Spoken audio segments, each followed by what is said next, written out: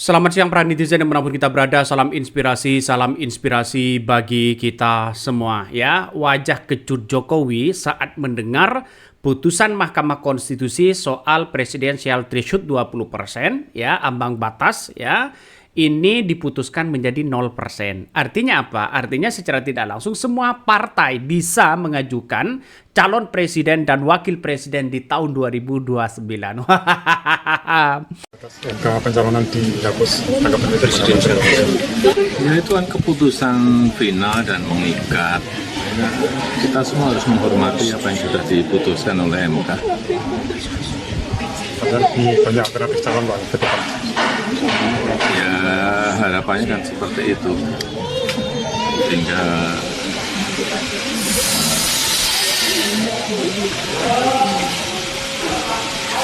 nantinya akan segera ditindaklanjuti oleh pembentuk undang-undang, pembuat undang-undang yaitu DPR. Ya, raut wajah Jokowi agak kecut di situ mendengar hal itu begitu kan ya. Walaupun Jokowi mengatakan bahwa ya keputusan Mahkamah Konstitusi itu adalah bersifat final dan mengikat, bahwa dari raut wajahnya sudah kelihatan.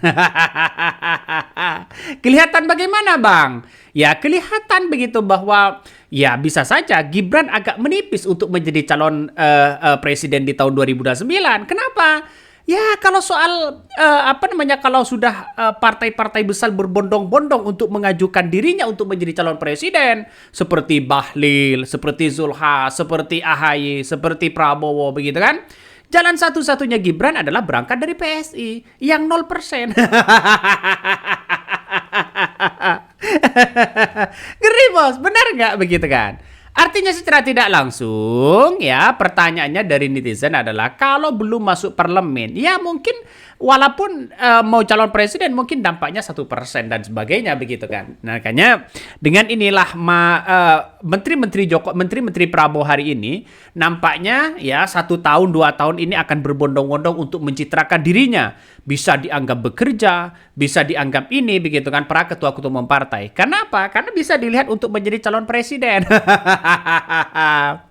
Nampaknya sangat disayangkan begitu kan. Sangat disayangkan sekarang ya menteri-menteri Prabowo yang bisa bekerja semaksimal mungkin, misalnya seperti Ara, tidak bisa nyalon presiden karena tidak punya partai. Misalnya begitu, misalnya. Tapi ya inilah yang akan terjadi kepada keluarga Jokowi begitu kan ya. Permainan politik atau peta politik ini berubah, sangat berubah drastis begitu, sehingga apa yang kemudian disampaikan oleh Mahkamah Konstitusi di situ begitu kan ya, bahwa ini sudah bersifat mutlak, tidak bisa diganggu-gugat dengan hal-hal seperti ini begitu. Artinya apa? Artinya kita tahu bahwa persoalan-persoalan yang kita lakukan hari ini adalah ya masyarakat hanya ingin melihat seberapa besar sih potensi-potensi figur kita. Misalnya seperti Anies Baswedan, seperti Ahok dan sebagainya, Gibran, ya Prabowo dan sebagainya. Bisa nggak begitu kan? Apakah partai-partai partai-partai kecil hanya sebagai jadi penonton?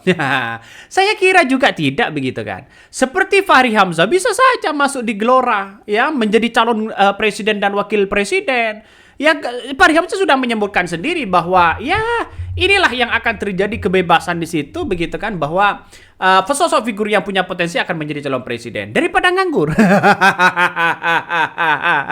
Daripada nganggur begitu. Gelora ya yang dicalonkan adalah Anies Mata dan Fahri Hamzah misalnya begitu kan ya. Atau di PSI Kaisang, boleh-boleh aja. Lantas bagaimana dengan Gibran kalau Kaisang ya? Kalau di Golkar ya mending Bahlil aja. Adu nasib loh begitu kan ya. Adu nasib begitu. Jadi artinya apa? Artinya sekarang ya para menteri-menteri begitu, para pejabat-pejabat memulis citra dirinya untuk bagaimana dikenang oleh masyarakat yang dianggap bisa bekerja dan sebagainya. Tapi satu sisi ini menjadi kecut bagi seorang Jokowi begitu kan ya. Imbas dari putusan Mahkamah Konstitusi ya, hapus masalah soal 20% presidensial threshold begitu kan ya, dihapus oleh Mahkamah Konstitusi. Artinya secara tidak langsung bahwa Jokowi tidak bisa bergerak kemana-mana begitu. Ya kalau tidak punya partai tidak bisa. Ya kalau sama dengan Prabowo pasti hitung-hitungan besar begitu kan. Pasti hitung-hitungan besar. Kenapa? Coba logikanya begini. partai tidak punya Gibran tidak punya partai, ya. Terus kemudian elektabilitas lebih tinggi Prabowo, begitu kan. Ya, Gibran tidak kayak amat, biasa-biasa aja misalnya. Apa yang diharapkan? Gagasan apa? Intelektual apa? Kan itu orang akan bertanya seperti itu. Tapi inilah politik. Apakah ruang lingkup Jokowi masih punya pengaruh? Saya kira agak kecil sudah, ya. Partai-partai sekarang sudah tidak memikirkan Gibran dan Jokowi, memikirkan nasibnya bagaimana bisa ya menjadi calon presiden di tahun 2029. Jangan-jangan nanti begitu berlawanan dengan Prabowo. Nanti jangan-jangan AHY akan bisa berlawanan dengan Prabowo, dengan Anies, dengan Bahlil begitu pula sebaliknya. Jadi wajah kecut Jokowi ketika mendengarkan itu, wah, ngeri bos. Wajar ya Anwar Osman melihat ya putusan dari dari Mahkamah Konstitusi di situ begitu menolak, begitu. Bukan menolak, dissenting opinion begitu kan. Ya, sehingga apa yang terjadi selama ini kepada Mahkamah Konstitusi kembali ke jalan yang benar. Ya, bisa saja Gibran ini ruang lingkupnya harus bekerja keras lagi semaksimal mungkin untuk menunjukkan bahwa menunjukkan bahwa seorang Gibran bisa berlabuh dan mengambil hati masyarakat. Ya, nampaknya agak sulit ya. Masyarakat sudah cerdas hari ini. Ini respon Jokowi soal penghapusan presidential threshold 20%, ya. Ini demokrasi 100% kembali kepada rakyat. Partai tidak bisa lagi mempermainkan hak warga untuk mencalonkan dan memilih. Operasi oligarki semakin sulit, demokrasi akal sehat. Ya. Iya, semua harus dihormati ya. Ya, merusak hukum konstitusi dan ugal-ugalan ya bagi bansos demi anaknya. Ini ya perusan ini apa? MK 90 ya. Jokowi ya, itu bukan urusan saya. Wow, ini pertanyaan ya. Bahkan kenapa di media-media masih banyak mendapat Mulyono mulu, ini komentar dari netizen. Banyak sekali, dan sekarang kita ajurkan jejak ya. Ya, sekarang di tahun 2029 figur-figurnya itu adalah orang yang punya gagasan. Coba bayangkan, kalau yang maju itu adalah Fahri Hamzah, Anies Baswedan, Ahok, terus kemudian Prabowo, begitu kan? Ya, yang maju 4 ini misalnya. Terus ditambah satu lagi dengan Gibran. Nah, saya kira Gibran, siapa yang mau milih Gibran? Kan itu logikanya begitu, ya. Secara tidak langsung ini Jokowi dan Gibran ini mungkin akan terburu-buru sikap, akan menyatakan bahwa saya ini akan masuk Partai Golkar. Bisa saja begitu kan? Karena pada kenyataannya saya lihat begitu ya, dengan persepsi sekarang itu penghapusan presidensial threshold 20% ini nampaknya ini sudah menjadi hak rakyat. Jadi masyarakat itu yang bisa menentukan memilih calon pemimpin seperti siapa ya. Apakah seperti Anies Baswedan? Saya rasa Anies Baswedan ini akan menduduki potensi yang sangat kuat ya. Karena apa? Karena tidak ada lagi yang kemudian cawe-cawe, tidak kuat di situ. Dan ini yang diinginkan oleh Prabowo begitu kan ya.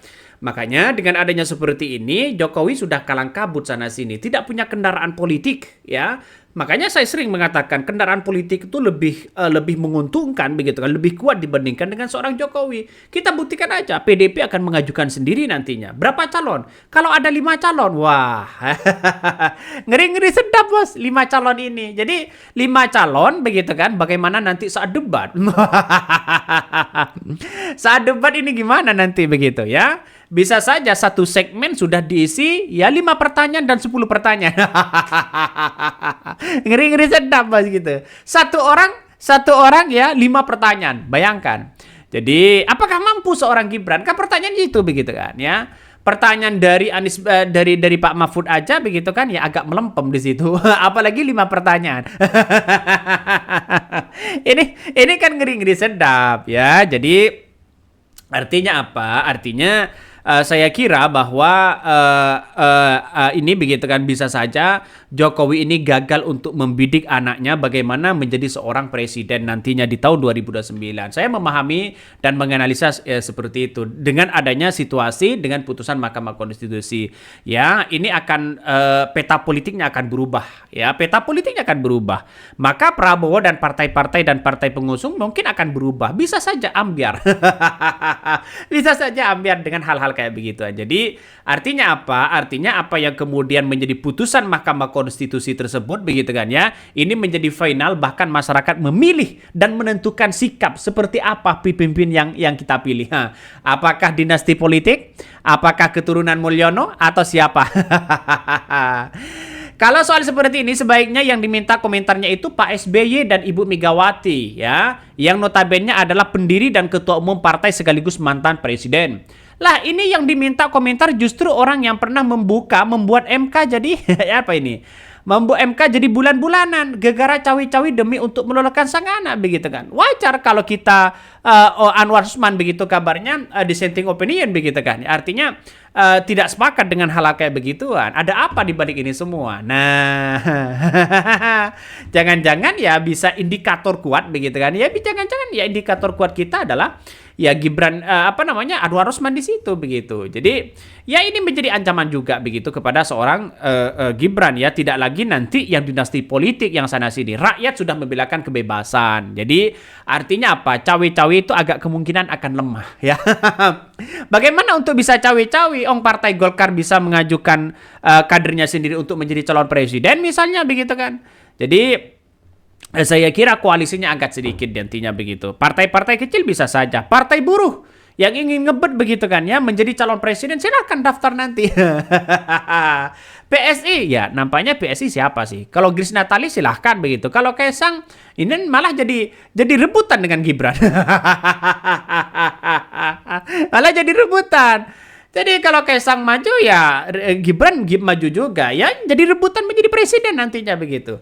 Ya daripada nganggur ya mending ya calon-calon partai daripada nganggur mending menjadi calon aja begitu. Sehingga masyarakat akan memilih siapa yang akan menang ya. Coba kita baca beritanya, ini agak menarik begitu kan ya untuk kita sikapi begitu kan ya. Ini beritanya, ini menarik. Ini respon Jokowi soal penghapusan presiden threshold 20%. Kita harus hormati, kata seorang Jokowi ya.